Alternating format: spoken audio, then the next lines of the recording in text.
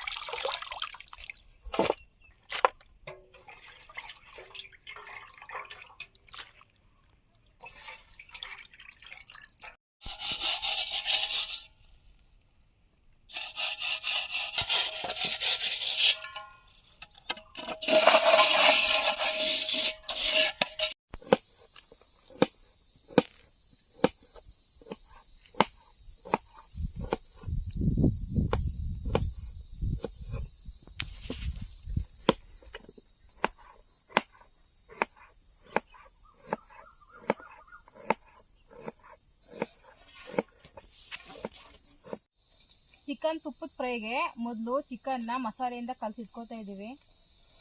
Chicken ಮಸಾಲೆ ಕಲಿಸ್ಕೊಳ್ಳೋದಕ್ಕೆ ಮೊದಲು chicken ಹಾಕ್ತಾ ಇದ್ದೀನಿ. ಮತ್ತು ಮೊಸರು ಹಾಕ್ತಾ ಇದ್ದೀನಿ. ಮೊಸರು ಹಾಕೋದ್ರಿಂದ ಚಿಕನ್ ತುಂಬ ಸಾಫ್ಟ್ ಆಗುತ್ತೆ. ಇದರಲ್ಲಿ ಧನಿಯಾ ಕಾಳು, ಜೀರಿಗೆ, ಮೆಣಸು, ಚಕ್ಕೆ, ಲವಂಗ, ಬ್ಯಾಡಗೆ ಮೆಣಸಿನ್ಕಾಯಿ ಮತ್ತು ಖಾರದ ಮೆಣಸಿನ್ಕಾಯಿ ಹಾಕ್ಬಿಟ್ಟು ಪೌಡ್ರ್ ಮಾಡಿ ಇಟ್ಕೊಂಡಿದ್ದೀವಿ. ಅದನ್ನ ಹಾಕ್ತಾ ಇದ್ದೀನಿ. ಒಟ್ನಲ್ಲಿ ಗರಂ ಮಸಾಲ, ಮನೇಲೇ ಮಾಡಿರೋ ಗರಂ ಮಸಾಲ.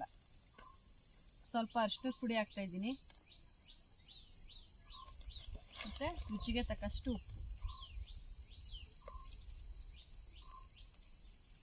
ಇಷ್ಟನ್ನು ಈಗ ಚೆನ್ನಾಗಿ ಎಲ್ಲಾನು ಈಗ ನೀಟಾಗಿ ಚಿಕನ್ಗೆ ಇಡೀ ಅಂಟ್ಕೋತಾರ ಕಲಿಸ್ಬೇಕು.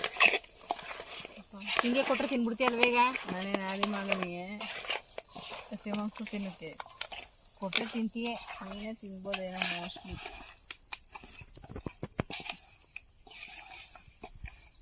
ಮೊದಲೇ ಈ ಥರ ಕಲಸಿಟ್ಬಿಟ್ರೆ ಚಿಕನ್ನು ಮಸಾಲೆನೆಲ್ಲ ಚೆನ್ನಾಗಿ ಇಟ್ಕೊಂಡಿರ್ತೇವೆ. Taste ready.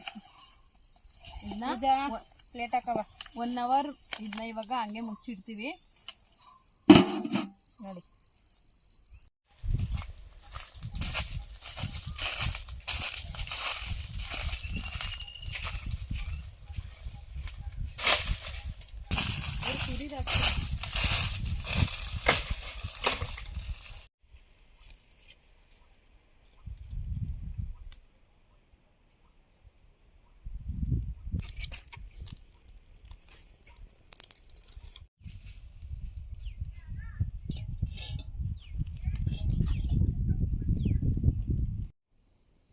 ತುಪ್ಪ ಹಾಕ್ತಾ ಇದ್ದೀನಿ.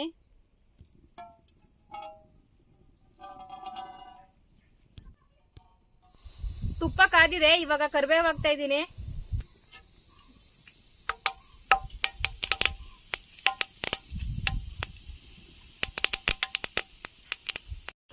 ಈರುಳ್ಳಿ ಹಾಕ್ತಾ ಇದ್ದೀನಿ.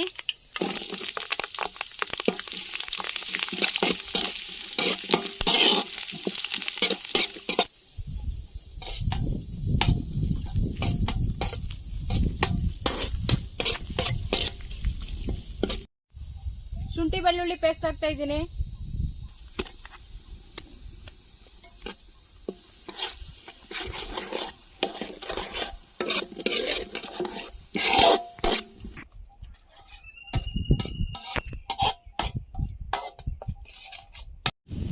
ಮ್ಯಾರಿನೇಟ್ ಮಾಡಿ ಮಡಗಿದ್ದ ಈಗ ಚಿಕನ್ ಹಾಕ್ತಾ ಇದ್ದೀನಿ.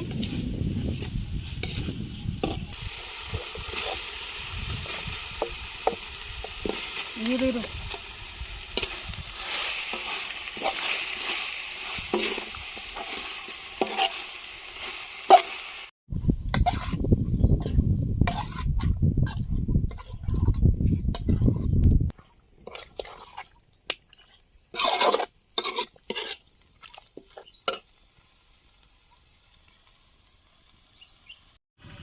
ಚಿಕನ್ಗೆ ಮಸಾಲೆ ಕಲಸುವಾಗಲೇ ಉಪ್ಪು ಹಾಕಿದ್ದೀವಿ.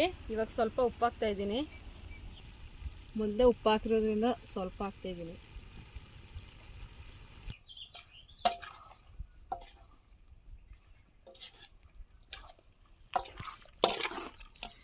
ಘಮ ಘಮ ಅಂತ ಅದೇ ತುಪ್ಪ. ನೀನು ತುಪ್ಪ ಹಾಕ್ಬಿಟ್ಟಿಯೇ. ಎಲ್ಲ ಚಿಕನ್ ಎಲ್ಲ ಚೆನ್ನಾಗಿ ಬೆಂದೈತೆ. ತುಪ್ಪ ನೋಡಿ ಹೆಂಗೆ ಸೇರಿ ಬಂದ್ಬಿಟ್ಟದೆ. ಏನು ತುಪ್ಪ ಪರಿಮಳ ಘಮ ಅಂತ. ಇವಾಗ ಚಿಕನ್ ತುಪ್ಪದ ಫ್ರೈ ರೆಡಿಯಾಗಿದೆ. ಇದನ್ನ ಇಳಿಸ್ಕೊತಾ ಇದ್ದೀವಿ.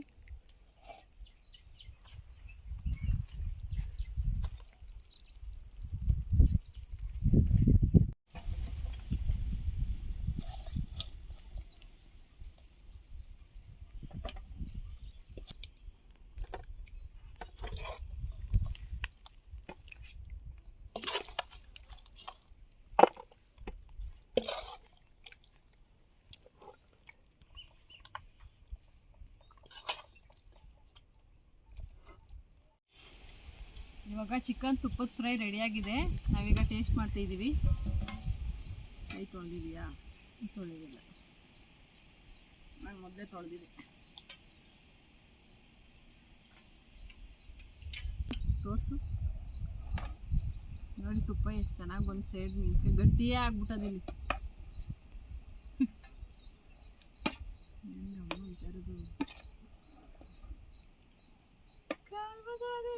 ಇನ್ನು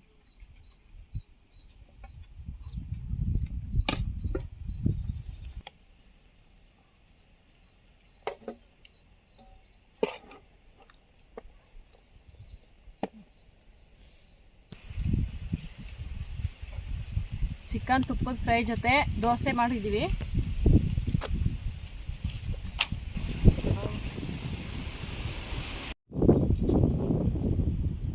ಒಂದು ಸ್ವಲ್ಪ ಚಿಕನ್ನು ಮಸಾಲೆನೂ ತಿಂತಾಯಿದ್ರ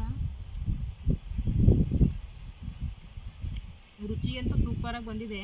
ತುಪ್ಪ ಅಂತೂ ಅದ್ಭುತವಾದ ಟೇಸ್ಟು.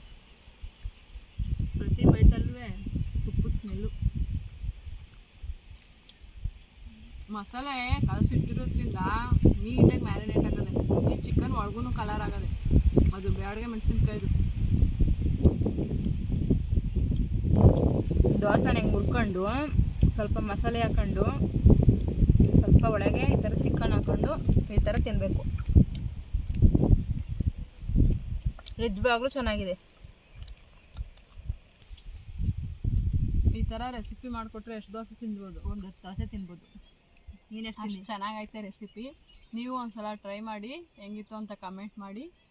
ಇದೇ ಥರ ಹೆಚ್ಚಿನ ವೀಡಿಯೋಗಳಿಗಾಗಿ ಪ್ಲೀಸ್ ನಮ್ಮ ಚಾನಲ್ನ ಸಬ್ಸ್ಕ್ರೈಬ್ ಮಾಡ್ಕೊಳ್ಳಿ, ಲೈಕ್ ಮಾಡಿ, ಶೇರ್ ಮಾಡಿ, ತಪ್ಪದೆ ಕಮೆಂಟ್ ಮಾಡಿ. ಮುಂದಿನ ವೀಡಿಯೋದಲ್ಲಿ ಸಿಗ್ತೀವಿ. ಬಾಯ್.